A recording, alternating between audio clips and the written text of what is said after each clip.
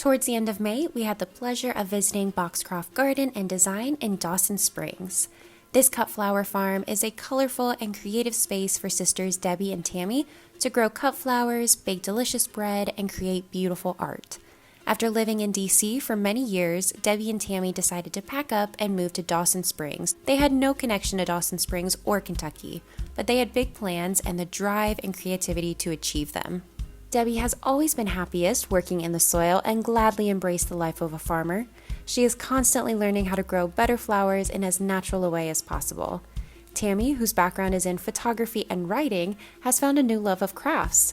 Between the two of them, they offer quite a few things, including a cut flower CSA, vegetable CSA, dried flower wreaths, and that's only naming a few things. Debbie and Tammy have been farming Boxcroft Garden and Design for 4 years now, and each year the farm improves, growing and changing. Expanding gardens is only the tip of their farm plan iceberg. Ecotourism is their next goal as they work to provide a destination experience in Dawson Springs, as well as caring for the land they call home through sustainability. We can't wait to see what Boxcroft has in store over the next couple of years. And speaking of what's in store, let's check out what Dakota has planned for today's cut flower arrangement. Welcome to another design video. Today we're here at Boxcroft Garden and Designs here in Dawson Springs. And we are going to be making kind of a centerpiece, a low mounding centerpiece. And it's going to be really unique because we're going to use some succulents today. So stay tuned and we'll make something really pretty. And hopefully y'all can recreate something like this for a party. It's really easy to do something real low so you can see across from it and add some interest to your table. So I've got some floral foam in this container today. There's tons of alternatives to floral foam now. Natural alternatives, some people are using watermelon now. You can use chicken wire to kind of cover your bowls so it acts like tape if you don't want to use tape either. But for ease today, I'm going to use the floral foam. I've also got a little moss, some Spanish moss we're going to use to kind of hide some of the lining I used in the bottom of this container to make it hold the water. You always want to cover your mechanics. That's what we use to describe anything like tape, foam, wire, plastic that we're using in a floral design. So I'm just going to tuck some of this moss down in there. I might add a few pieces on top of the foam just to kind of hide that green, just in case I miss anything with my flowers. If I was doing this in a flower shop and this was going to be delivered, I'd probably tape over the top of this foam so it doesn't move anywhere, but we'll be staying here. So I'm just going to get started and get moving. So I'm going to start with a few pieces of greenery. I've got this beautiful begonia. So I'm going to stagger my pieces of begonia. I've got 2 different types. I always start placing my greenery first, especially if it's a fine textured greenery. You kind of want to use that to cover your mechanics, like your foam. But since I don't have any of that today, I'm going to start with my big greenery. We're going to wire this succulent so we can use it in our arrangement. And I knocked off as much dirt as I could, and then I left some of the roots in case we wanted to replant it later.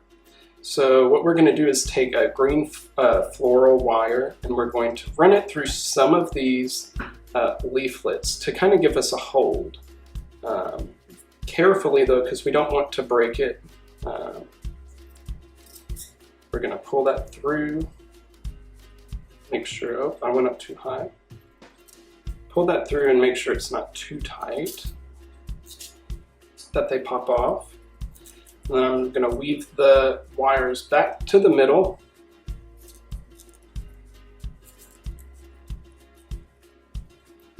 Careful not to break off too many leaves. And then I'm just going to twist this green wire until it's tight together. And that's wired, but I want to make sure that it stays together, so I'm going to use the green floral tape to wrap around this wire. Remember, you stretch as you wrap. When you pull on this green tape, the lighter shade means it's going to be sticky now. So you're just kind of stretching and pulling as you're wrapping. And there we go. And I did wire these 2 succulents, and I'm going to go ahead and use these. I'm going to place these because they're kind of a big item, and I kind of want those to be placed ahead of time. So I'm going to push that down in. I'm going to make sure you can't see my wire. Then I'm going to take that other one. I am cutting the wire so it's not as long. And then I'm going to stick that one on this side, kind of peeking out over the corner of my container. I do have some redbud as well, which is a little different. You don't normally see redbud used in floral design, but it's a great addition, I think, to this design. The shape and size of the leaves kind of mimic that of the begonias we used.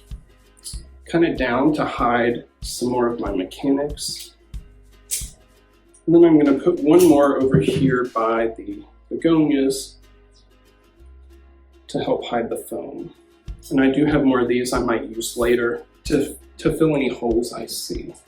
So when we're designing, you always want to keep a design in mind when you start out. You want to think ahead and what flowers am I going to use, what colors would I like to use, what style of arrangement would I like to have. But depending on what's available, either at the farmer's market or at the florist, you may have to make some changes. So you keep that design in mind, but you don't completely stick to that plan. So next I'm going to start with some larger ranunculus. These have really opened up. I'm going to place these lower. I want my bigger flowers, my bigger items lower in this design. I'm just going to finish placing these around the arrangement.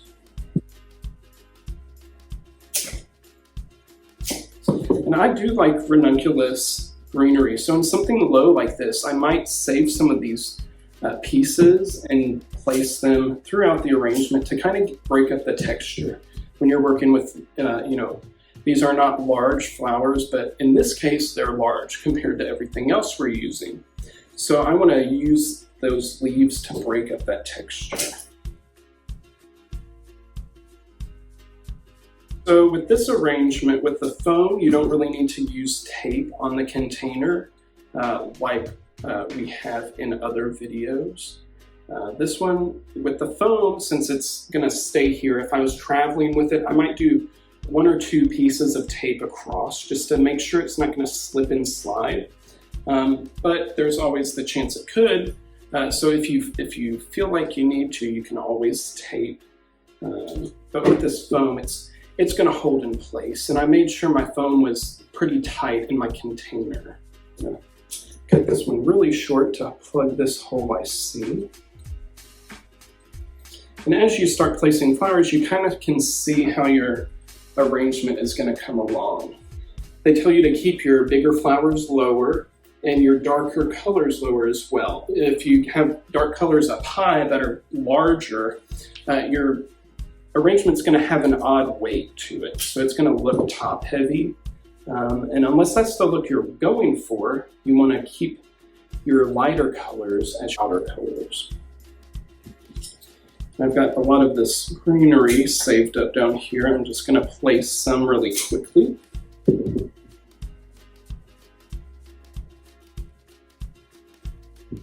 And with this one, I'm not going for such a uniform shape. I'm kind of doing this one asymmetrical. Roundy moundy is the style that's typically done in a round container like this for a centerpiece. It's almost dome shaped. This one, we're going to step outside of that shape and we're going to try to come up with something a little unique. And it might look a little rounded right now, but as we start to place our smaller flowers, hopefully it won't look that way.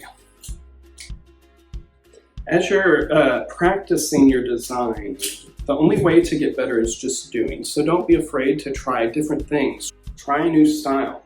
If you haven't seen something in a picture before, but you think it might look good, try it out. You never know what it'll turn out to be. And like you just saw, I pulled something out. I didn't like where it was placed. The foam, you have to watch doing that too much because your foam might collapse, because when you put a stem in there, it does form a hole. And if you're not careful, that hole, could, if it's too close to another hole, they would combine and be a bigger hole. So you want to keep that in mind. But as you're making, you just want to turn it around every now and then to see if you've got any areas that you've neglected.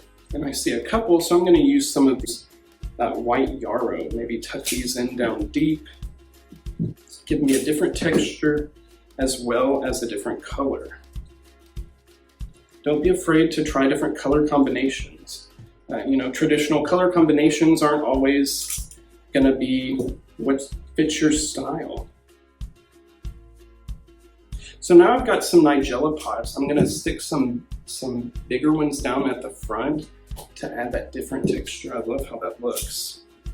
And I've got this one, another succulent. I kind of want this one to come out a little bit, kind of over the top of the arrangement. Since this one had a fairly good stem, I'm not going to need to cut it like I needed to those others. I have kept everything fairly low. This adds a different height to the arrangement as well without blocking view over top. Now I think I'll add the rest of those pods. And now I'm looking at what else I have left to choose from. I've got this single beautiful yarrow. I think I might try to highlight. So I might place that over here near the begonias. Let's see how that looks. Maybe we'll move it a little bit.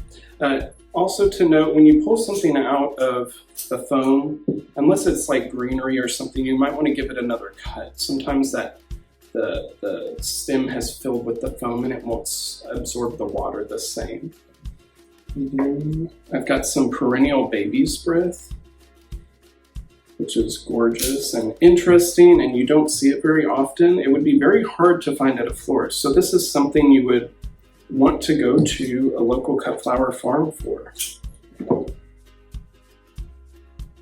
going to add one piece here in the middle. I can get it down there. Then I'm going to add one out the front.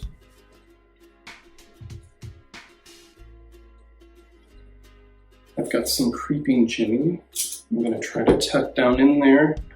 It's a softer stem, so it might be a little harder to get into the foam. One trick you can do for that is to tape it. And then I'm going to use that sturdier stem to stick the softer stems down into the foam. Make sure they're going to get some water so they stay hydrated. And there you have it. Look at this gorgeous arrangement made with blooms from Boxcroft Garden Design. Thank you so much to Debbie and Tammy for having us out to the farm. We had an incredible time. You can find blooms and more from Boxcroft Garden Design at the Hopkins County Farmers Market or visit them via their social media and website.